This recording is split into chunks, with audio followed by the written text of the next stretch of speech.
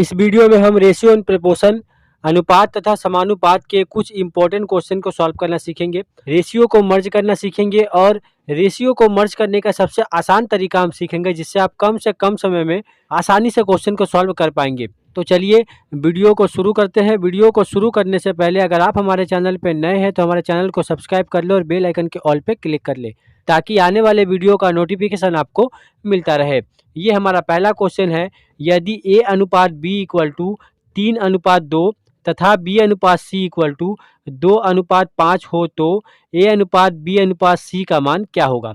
यहाँ पे क्वेश्चन में A अनुपात B का मान दिया गया है 3:2 और B अनुपात C का मान दिया गया है 2:5। हमसे पूछा गया है A अनुपात B अनुपात C का मान। ऐसे तो इस तरह के क्वेश्चन को सॉल्व करने के बहुत सारे तरीके होते हैं।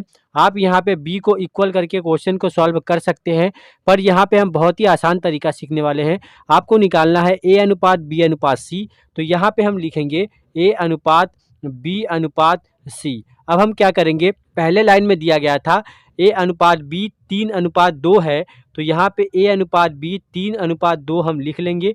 उसके बाद बोला गया है कि B अनुपात C 2:5 है, तो B के नीचे 2 अनुपात C के नीचे 5 हम लिख लेंगे। ऐसे तो इस क्वेश्चन में 2 और 2 यहाँ पे B का मान सेम दिया गया है 2 और 2, तो यहाँ पे हम डायरेक्ट इसे 3:2:5 लिख सकते हैं।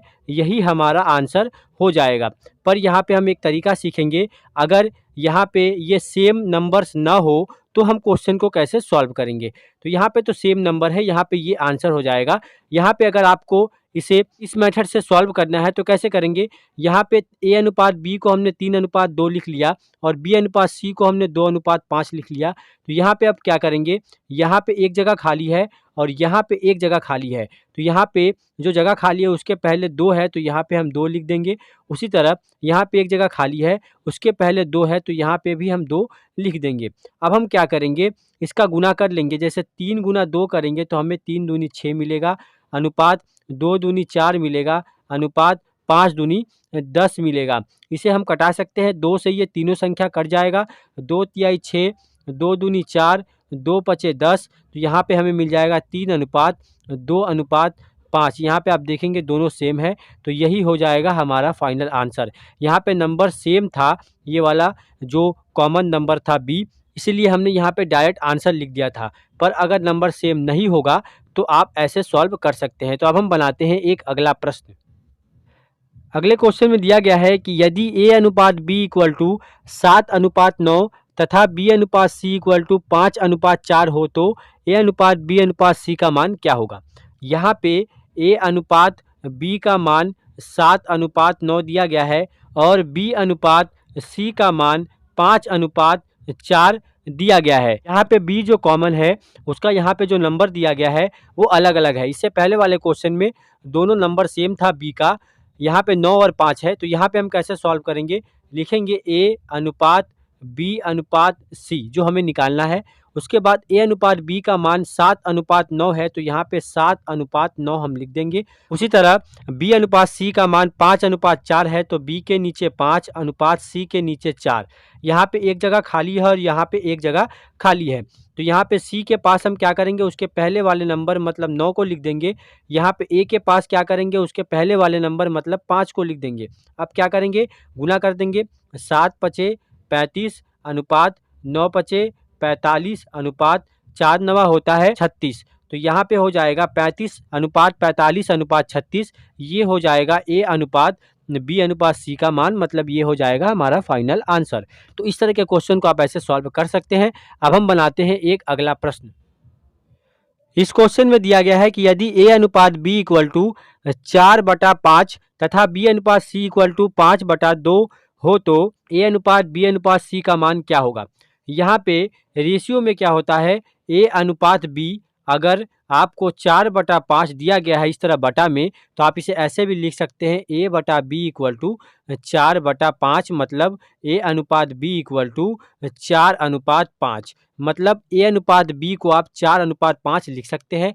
उसी तरह B/C जो यहाँ पे 5/2 दिया गया है, उसे आप 5/2 लिख सकते हैं। आपको निकालना है A/B/C का मान, तो हम यहाँ पे लिखेंगे A/B/C।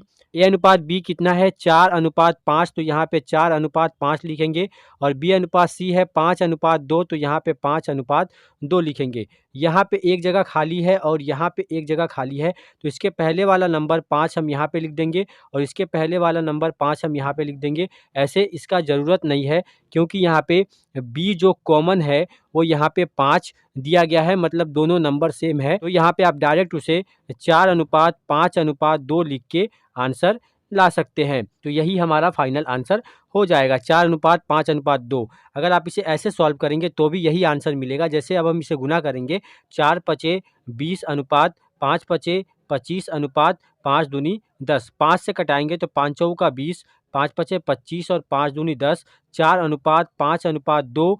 वही आंसर आपको यहाँ से भी मिल जाएगा। अगर कॉमन नंबर है तो आप ऐसे डायरेक्ट आंसर लिख सकते हैं, वरना इस मेथड को फॉलो करके आप ऐसे किसी भी क्वेश्चन को सॉल्व कर सकते हैं। अब हम बनाते हैं एक अगला प्रश्न।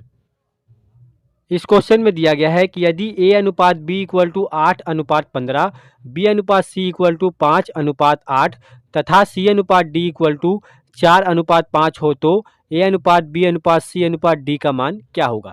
यहाँ पे A/B का मान 8/15 दिया गया है, B/C का मान 5/8 दिया गया है और C/D का मान 4/5 दिया गया है।